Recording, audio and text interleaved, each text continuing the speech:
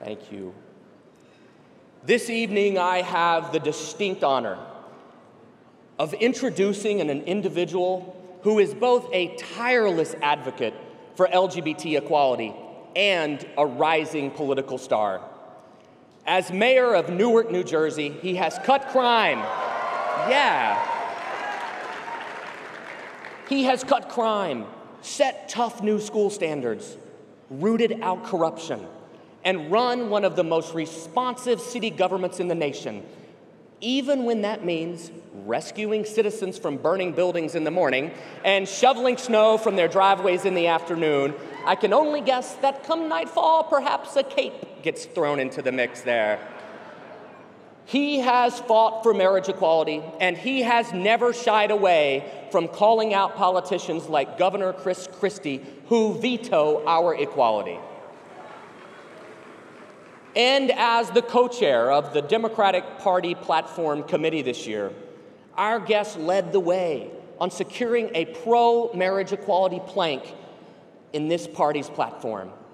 Ladies and gentlemen, it is my privilege to introduce a mayor who fights for you, Mayor Cory Booker.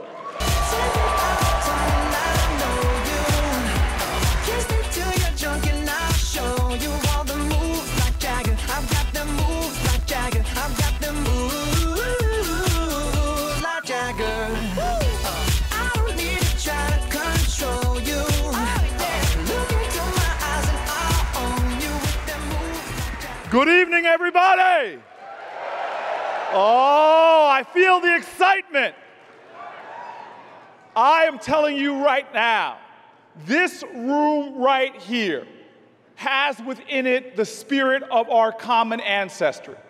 I'm not talking about ancestry based upon common blood ties, common religion, common race, but it is the ancestry of spirit that connects us to that spirit of our nation that has driven generation after generation forward over what some thought were insurmountable odds, that took the very definition of America, constrained by limited minds and limited vision, and expanded that definition every generation to be more inclusive. This room right now, while the music might be a little bit better, while y'all might be dressed a little bit fancier, but think about it, this room right here has the same flourishing spirit that church basements had when they were planning and talking and plotting about the freedom of our people.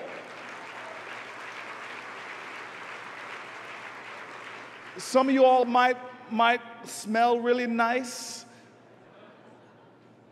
but this room right here has that same spirit as dusky, smelly barns along a road that some call the Underground Railroad, who thought to expand the freedom and the liberty of fellow citizens in America. You see, this is the spirit that gets me excited. It is this unconquerable spirit that when some of us in our nation were told, you aren't good enough, the Spirit stood up and said, yes, I am. It is the Spirit. It is the Spirit. Long before anybody put a political slogan on it, that when this Spirit was told that you cannot do it, this is the Spirit that stood up and said, yes, I can. It's the Spirit that when we were told to take seats in the back of the bus, pushed their way not to the front, but into the driver's seat to move along the road of freedom in America. This is the Spirit in this room tonight. Y'all should feel it. Somebody should recognize. This is the Spirit that when folks tried to saddle them with shame, tell them that they were less than human, this is the Spirit that stood up and said, you may write me down in history with your bitter, twisted lies. You may trod me in the very dust, but still I rise. This is the Spirit.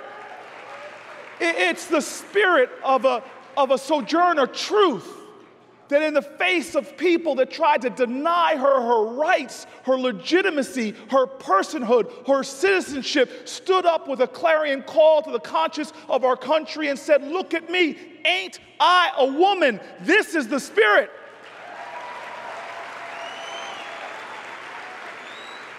It's the spirit that even those founding documents talked about all men created equal. It's the spirit of a Susan B. Anthony who stood up before folk and said, it says in the Constitution that we the people, not the male citizens of our nation, but we the people, all of the people, in order to form a more perfect union, made this country what it is today. This is the spirit. And this is the spirit needed now more than ever. Because there's still folks that want to say you are less, and we in this room must ignite the spirit that says, I am more. There are still people that want to deny the existence, say that you are some anomaly or some psychological condition. But we are the ones that must say, like the spirit of our ancestors, I am black and I am here. I am Polish and I am here. I am Irish and I am here. I am Jewish and I am here. I am gay. I am transgendered. I am queer and I am here.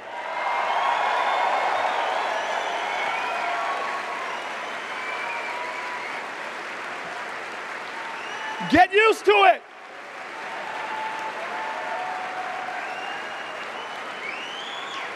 The echoes of our ancestors cannot be muted in this cause of justice. The call to freedom is still loud and hard because we still live in a nation where some people want to deny the rights of others. We still live in a nation that Jackie Robinson spoke of so eloquently when he said that the cause of America is that everybody who is an American should have a first-class citizenship. This is the United States of America. It's not United Airlines where there's first class and coach. This is the United States of America where every citizen should have equal rights, equal citizenship under the law. We have a mission. And we must call forth this spirit. More than ever before, there is an urgency now. Some folks might feel weary because the road to freedom has never been an easy one. Some folks have scars on their backs. Some folks have pain that still aches in their soul, but we cannot stop. You see, James Baldwin said that human history is a perpetual testimony to the achievement of the impossible, and the impossible dream of America must drive us forward. We must not fail now. When other people want to drive us to despair, we must be the hope. When other people want to drive us to doubt, we must be the faith. Because I've learned this from my family and my parents and my grandparents, that when folks try to tell you you're lesser, when one person stands up straight and strong, they lift an entire nation. When one person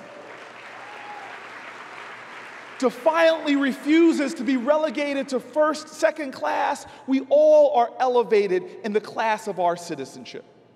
You see, this is what everybody must understand. You cannot deny the rights, freedom, and liberty of others without diminishing your own. This is what we must understand.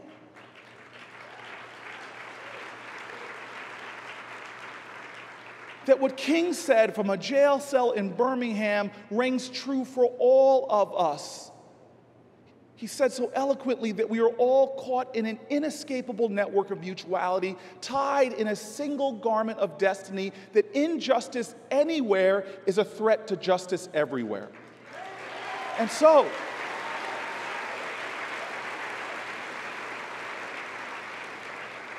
I get in weird conversations with my friends. Why are you always talking about gay rights? I said, I'm not talking about gay rights. I'm talking about human rights. I'm talking about my rights. I'm talking about your rights.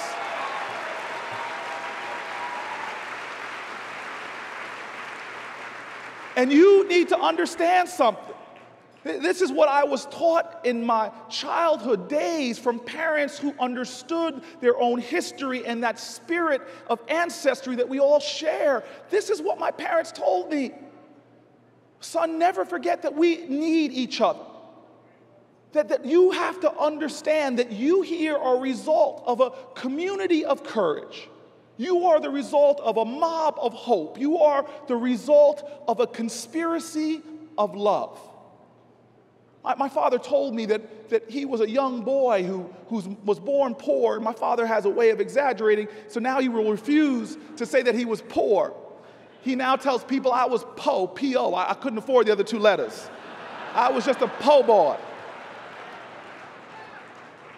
He says, son, when my mama couldn't take care of me, it was that community of courage. It was that hope mob. It was that conspiracy of love that looked at me as their child. They didn't look at my race, my gender, my orientation, my religion. They saw me as one of their own and made sure that I had food on my table and a roof over my head. When it was time for me to go to college, people knew that the most valuable natural resource in that community was not oil or gas in the ground. It was the genius of children, and folk put dollar bills in envelopes to help me go to college. When in college, my mom and dad told me stories. They didn't just tell me stories. I had the privilege of being the commencement speaker for my mom's university on her 50th reunion, and this is the frustrating things about mamas. Is my mom looked at me and she had the dinner before the speech, and I don't know what it is about mothers that you could become a grown man at 40 years old and you could be the mayor of a city and they still treat you like you're 12. She said to me in that dinner, come here, boy, come here, and started pulling me around by her hand, and I'm like, oh, Mom, I'm a mayor, Mom. You're ruining my image. And she took me from table to table. And she said, you've got to meet these folks. This is the person that ran our voter registration drives. This is the person that led the boycotts of the stores that weren't serving blacks. It was almost like she was saying, pay attention, boy, pay attention. This person fought for you. They struggled for you. They sacrificed for you.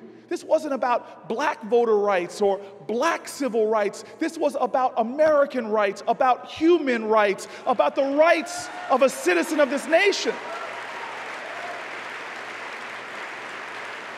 As I got older, they reminded me of the clear truth. Marching in Selma, marching in Birmingham, marching on Washington, there were blacks and whites, Latinos and Asians. There were Jews and Christians and Muslims. There were gay folks and straight folks all marching for justice in America. And they told me that you need to remember this. From the beaches of Normandy, where there were black folks and white folks and straight folks and gay folks, you need to remember this. When people were fighting to expand the promise of this country, it took everybody involved because we knew we were all in it together. That deep and real African proverb was clearly true in our history that says if you want to go fast, you go alone. If you want to go far, you go together. And so now, it's time we go together. Because the dream of America is still just as urgent. The injustice in America is still just as real. We are not finished with this nation yet. The words of our founders, liberty and justice for all, are still aspirational as long as there is a person in this country that does not enjoy the same rights as their brother or their sister when it comes to voting rights, when it comes to marriage rights, when it comes to civil rights, when it comes to Social Security and tax law and visitation and adoption. As long as there are two classes of citizenship, we have work to do. There is an urgency. This is a mission. It's not a gay mission or a straight mission. It's not a black mission or a white mission. This is the American mission. And the front lines of this battle are not clearly demarcated on any map. They run through neighborhoods and towns all over this nation. As long as there are children in pain in their own neighborhoods and communities, reluctant and fearful just to tell the truth of who they are, as long as there are two people in love that stand before God and their fellow man, but yet cannot declare themselves married just like their brothers and sisters. As long as this humiliation is heaped upon people who refuse to be victims, know they will be victors, we have work to do to get to that point. This is the call. I tell you, I see this in New Jersey. In my state right now, we're battling in that trench. New Jersey, like every state, is a front line to this fight. But I am a prisoner of hope. I know what my history shows me, that no man, no person, no people, no organization can stand in the way of this country as it marches to freedom, opportunity, and equality. And I'm going to declare right now that the state of New Jersey, with all the fiber of my being, with my allies left and right, that we will ensure that marriage equality is signed into law in the state of New Jersey.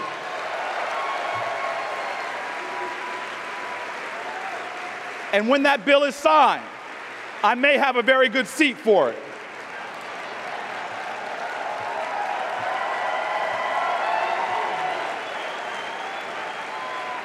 And so I want to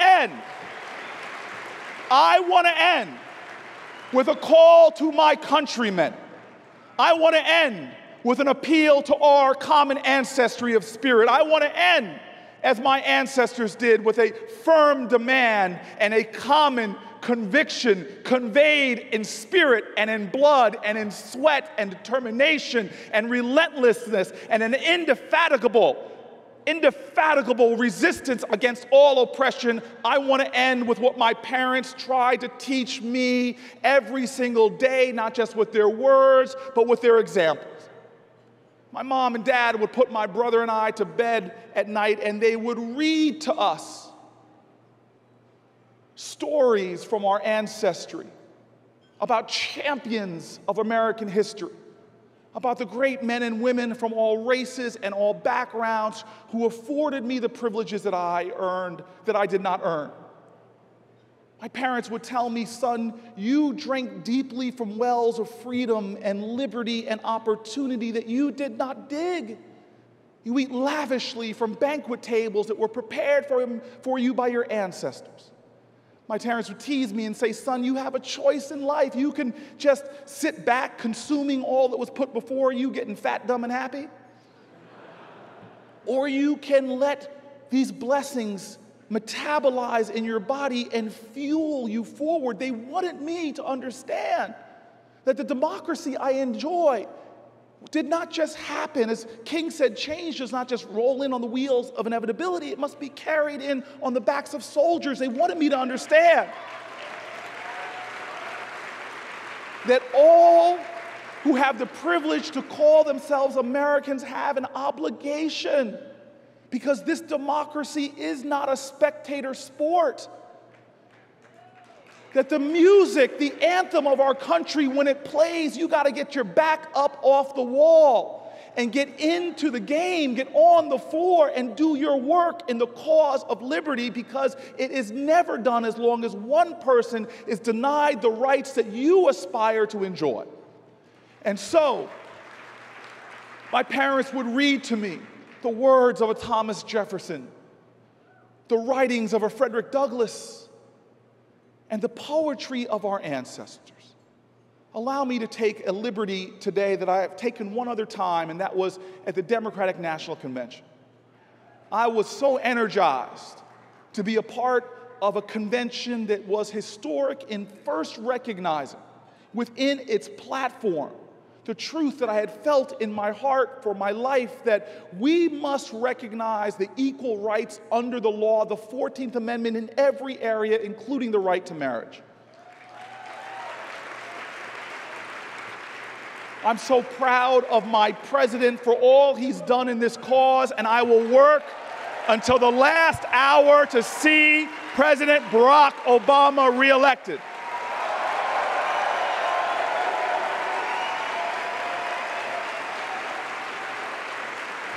I stand with Obama because I stand for equality. Whether it is a woman's right to make the same money when she works the same job as a man, or whether it's somebody to serve in the military, no matter who they are, no matter who they love, if they have courage, if they have commitment, and if they have the capacity, I want them out there keeping America safe. And so as I stood there in North Carolina, I recited the poem of my childhood. And I'll recite it now, taking a liberty, if you may, to change one word that you will recognize when I do. It's a poem by a hero of mine named Langston Hughes. My parents read it to me by my bedside for the first time, and it ends like this. It says, "Oh, let America be America again. The land that never has been yet, but yet must be. The land where everyone is free. The poor man, the Indian, the Negro, and the LGBT. Who made America? Whose sweat and blood, whose faith and pain, whose hand at the foundry and plow in the rain must make our mighty dream live again. Oh yes, I say it plain. America never was America to me, but I swear this oath, America will be. My brothers and my sisters, my soulmates of spirit, it is now time that we go out from this place again and wake up the spirit of our countrymen and women, that we tell them that we are here to help you remember from whence we came. We are here to let you know that all of us hold these truths to be self-evident. We need to wake people up and let them know that we are one nation under God, indivisible. We must wake up the spirit that recognizes that all people are created equal and endowed by their Creator with inevitable and rights. And the most important of those inalienable rights is the right to say, I am an American and I enjoy true equality under the law with my brothers and sisters, that we are all first class. And the campaign that we talk about will continue until that day becomes a reality. Thank you very much.